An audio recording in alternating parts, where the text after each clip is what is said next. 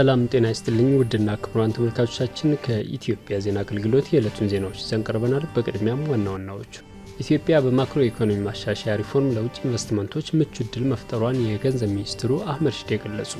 በመጪው ዓመት ለሚከናወነው ሰባተኛው ሀገራዊ ምርጫ የቅድመ ዝግጅት ስራዎች እየተከናወኑ መሆኑን የኢትዮጵያ ብሔራዊ ምርጫ ቦርድ ገለጸ።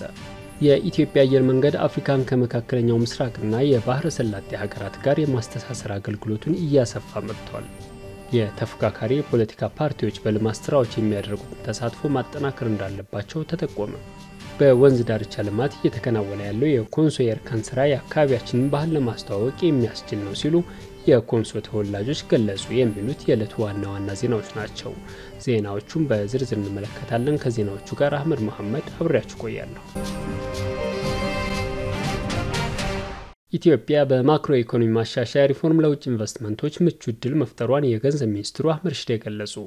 የኢትዮ ቤልጅየም የቢዝነስ ፎረም በአዲስ አበባ እየተካሄደ ነው።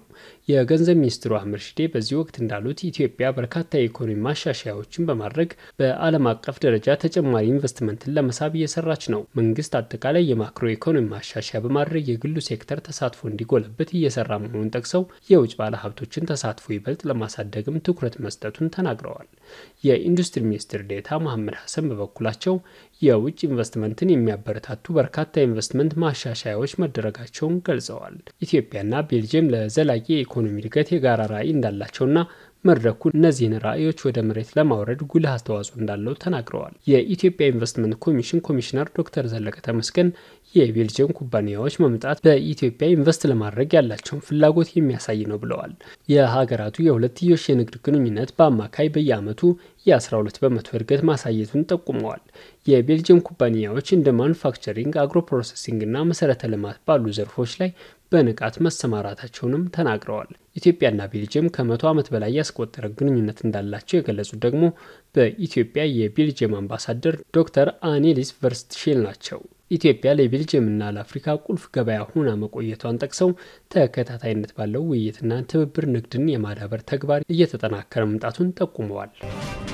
በመጪው ዓመት ለሚከናወነው ሰባተኛው ሀገራዊ ምርጫ የቅድመ ዝግጅት ስራዎች እየተከናወኑ መሆኑን የኢትዮጵያ ብሔራዊ ምርጫ ቦርድ ገለጸ። የኢትዮጵያ ብሔራዊ ምርጫ ቦርድ ሰብሳቢ ሜላትወርቅ ኃይሉ በሰባተኛው ሀገራዊ ምርጫ ቅድመ ዝግጅትና ተያያዥ ጉዳዮችን በተመለከተ ጋዜጣዊ መግለጫ ሰጥተዋል። የቦርዱ ሰብሳቢ በመግለጫቸው ቦርዱ በ2018 ለማያካሂደው ሀገራዊ ምርጫ የተለያዩ የቅድመ ዝግጅት ስራዎችን እየሰራ መሆኑን ገልጸዋል። በዚህም የቦርዱን የ5 ዓመት ስትራቴጂክ እቅድ በማዘጋጀት ስራ ላይ መዋሉን ጠቅሰው ስትራቴጂክ እቅዱ በ6 አምዶች የተዋቀረ መሆኑንም ጠቁመዋል። የኢትዮጵያ የምርጫ የፖለቲካ ፓርቲዎች ምዝገባና የምርጫ ስነ ምግባር አዋጅ ቁጥር 1162 ህዝባር 2011 ለማሻሻል የመነሻ ሐሳቦች ላይ ከባለድርሻ አካላት ጋር በመወያየት ለህዝብ ተወካዮች ምክር ቤት መቅረቡን በመግለጫቸው ጠቅሰዋል። በአዋጁ ማሻሻያ ላይ ከተካተቱት ሐሳቦች መካከልም የእጩዎች ምዝገባ ሙሉ በሙሉ በቴክኖሎጂ ማከናወን ማስቻል የሚሉና ሌሎችም መካተታቸውን ተናግረዋል። በሀገር አቀፍ ደረጃ የሚገኙ ከ50 ሺህ በላይ የሚሆኑ የምርጫ ጣቢያዎችን ለመራጮች ምቹ የማድረግ እንዲሁም የማዘጋጀት ስራዎችን መጀመራቸውን ጠቁመዋል። በሰባተኛው ሀገራዊ ምርጫ የሚሳተፉ የምርጫ አስፈጻሚዎችን የመመልመል ሂደቶች በበይነ መረብ ለማካሄድ ዝግጅት እየተከናወነ እንደሚገኝ ተናግረዋል። ከፖለቲካ ፓርቲዎች ጋር የተለያዩ ውይይቶች መደረጋቸውን ጠቁመው በተለይም አዲስ ለተመዘገቡ ስልጠናዎችን እንደሰጡ አብራርተዋል። የመራጮች ምዝገባን ፋይዳ መታወቂያን ጨምሮ በቀበሌ እንዲሁም ማንነትን በሚገልጹ መታወቂያዎች ሁሉ እንደሚከናወኑም ጠቁመዋል። የኢትዮጵያ አየር መንገድ አፍሪካን ከመካከለኛው ምስራቅና የባህረ ሰላጤ ሀገራት ጋር የማስተሳሰር አገልግሎቱን እያሰፋ መምጣቱን የአየር መንገዱ የኦፕሬሽን ዘርፍ ኃላፊ አቶ ረታ መላኩ ገለጹ። የኢትዮጵያ አየር መንገድ የተባበሩት አረብ ኤሚሬቶች ግዛት ወደ ሆነችው ሻርጃህ ከተማ ትናንት አዲስ በረራ ጀምሯል። በበረራ ማስጀመሪያ መርሃ ግብሩ ላይ የኢትዮጵያ አየር መንገድ ከፍተኛ የስራ ኃላፊዎች፣ የተባበሩት አረብ ኤሚሬቶች ኤምባሲ ምክትል የሚስዮን መሪ ሐማድ ፋሪድ አልበዳዊና ሌሎች ጥሪ የተደረገላቸው እንግዶች ተገኝተዋል። በዚህ ወቅት የአየር መንገድ የኦፕሬሽን ዘርፍ ኃላፊ አቶ ረታ መላኩ እንዳሉት የኢትዮጵያ አየር መንገድ እንደ አውሮፓውያን አቆጣጠር በ1946 ወደ የመን የጀመረው በረራ ከመካከለኛው ምስራቅ ጋር ያለውን ትስስር ያስጀመረ ነው። በተባበሩት አረብ ኤሚሬቶችም ከ50 ዓመት በፊት እንደ አውሮፓውያን አቆጣጠር በ1976 ወደ አቡዳቢ በረራ ማስጀመሩና መዳረሻውን በየጊዜው እያሰፋ መሆኑንም ተናግረዋል። የኢትዮጵያ አየር መንገድ አፍሪካን ከመካከለኛው ምስራቅና የባህረ ሰላጤ ሀገራት ጋር የማስተሳሰር አገልግሎቱን እያሰፋ ማምጣቱን አንስተው አሁን ላይ በ13 የመካከለኛው ምስራቅ መዳረሻዎች በሳምንት 120 የሰውና የካርጎ በረራ እያደረገ መሆኑን ተናግረዋል። ከእነዚህም መካከል በዱባይና ሻርጃ በሳምንት ከ30 በላይ የበረራ አገልግሎት እየሰጠ መሆኑን ጠቁመዋል። የረጅም ዘመን ታሪክ ያላትና የዓለም የንግድ ማዕከል ወደ ሆነችው ሻርጃ የተጀመረው አዲሱ በረራ ከተባበሩት አረብ ኤሚሬቶች ጋር ያለውን ትስስር የሚያጠናክር ነው ብለዋል።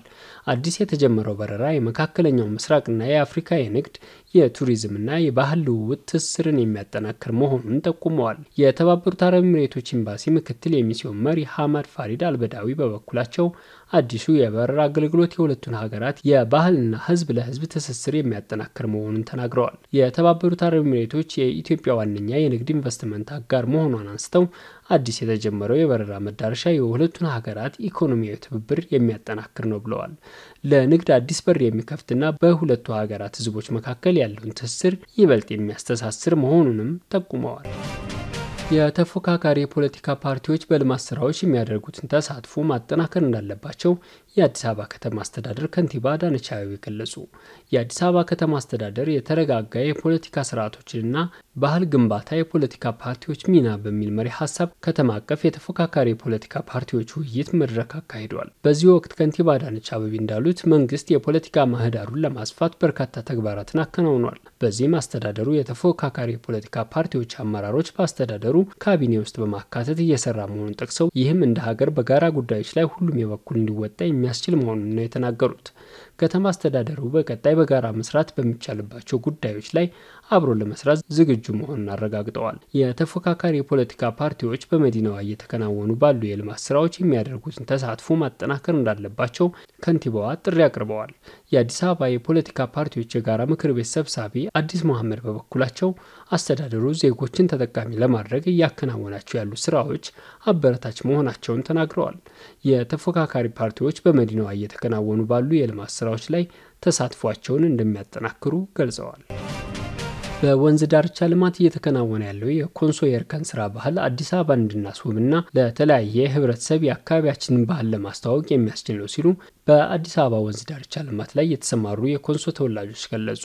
በአዲስ አበባ የሚገኙት 76 የሚጠጉ ወንዞች ከከተማ መስፋፋትና ከህዝብ ቁጥር መጨመር ጋር እንዲሁም ተገቢውን ትኩረት ባለማግኘታቸው ለብክለት ሲጋለጡ ይስተዋላል። በአዲስ አበባ እየተከናወነ ያለው የኮሪደር ልማት ከተማዋን ውብ፣ ምቹና ጽዱ እያደረገ ሲሆን የዚሁ አካል በሆነው የወንዝ ዳርቻ ልማት ወንዞችና አካባቢያቸውን በማልማት ከብክለት ለመከላከል እየተሰራ ይገኛል። በወንዝ ዳርቻ ልማት የኮንሶ ባህላዊ የአፈርና ውሃ አቀባ የእርከን ስራ ጨምሮ የተለያዩ ለውበትና ለአካባቢ ጥበቃ የሚውሉ ተግባራት እየተከናወኑ ይገኛሉ። ኢዜአ ያነጋገራቸው በእርከን ስራ ላይ የተሰማሩ የኮንሶ ተወላጆች እንዳሉት የእርከን ስራ የአካባቢውን ስነ ምህዳር ለመጠበቅ እገዛ ያለው መሆኑን ገልጸዋል። የእርከን ስራው የአፈር ለምነት በውሃና በጎርፍ እንዳይሸረሸር የሚጠብቁ ነው ያሉት አስተያየት ሰጪዎቹ ባህላዊ የአፈርና ውሃ አቀባ ስርዓት የሆነው የእርከን ስራ እርሻና አካባቢያቸውን ለመጠበቅ ጠቀሜታ ያለው መሆኑን ጠቁመዋል። በአዲስ አበባ ከተማ አስተዳደር አካባቢ ጥበቃ ባለስልጣን የደን ሀብት አጠባበቅ ቡድን መሪና የኮሪደር ልማት አስተባባሪ አቶ አማኑኤል ሽብሩ የወንዝ ዳርቻ ልማት የወንዞችና አየር ብክለትን የሚቀንስ ነው ብለዋል። የአዲስ አበባ ከተማ አስተዳደር አካባቢ ጥበቃ ባለስልጣን ዋና ስራ አስኪያጅ አቶ ዲዳ ድሪባ ከእንጦጦ ተራራ እስከ ፒኮክ ድረስ ያሉ 42 ኪሎ ሜትር ወንዝ ዳርቻዎች ላይ የአፈርና ውሃ ጥበቃ ስራ እየተሰራ ነው ብለዋል። የወንዝ ዳርቻ ልማት ወንዞችን ከብክለት የሚከላከልና አካባቢዎቹ የተለያዩ ማህበራዊና ኢኮኖሚያዊ አገልግሎት እንዲሰጡ የሚያስችል ነው ብለዋል። ተመልካቾቻችን ለዕለቱ ያጠናቀርናቸው ዘገባዎች እነዚህን ይመስሉ ነበር። መልካም ጊዜ።